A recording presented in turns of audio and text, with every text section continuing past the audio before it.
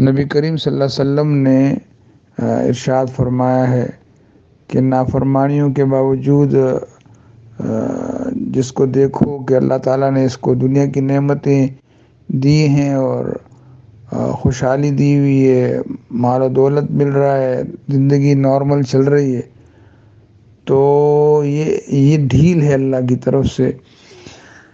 اور یہ اس کے لیے سب سے زیادہ خطرناک، کیونکہ مومن کو تو اللہ پاک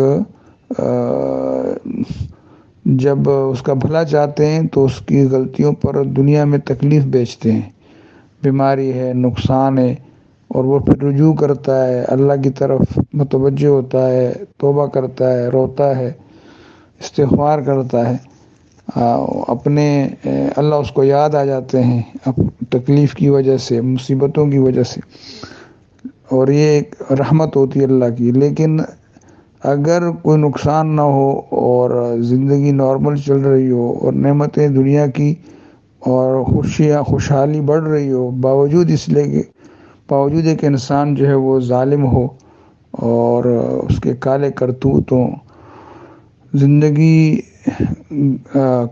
کالے دھندے سے بھری ہوئی ہو، تو اس کے باوجود بھی اگر خوشیاں ہیں اور کوئی مصیبت نہیں ہے اور نعمتیں بڑھ رہی ہیں، تو انسان کے حق میں بہت خطرناک ہے،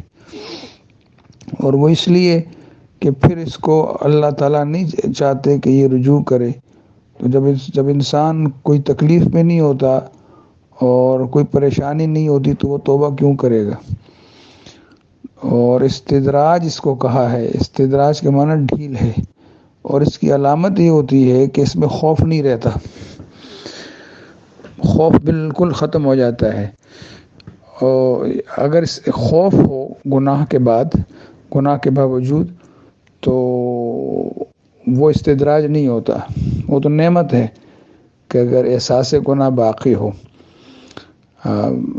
اگر احساس گناہ باقی ہے تو 100 قتل کرنے والا بھی اس کو بھی معافی ہو گئی، کیونکہ اس کو احساس تھا کہ مجھ سے گناہ ہوا ہے۔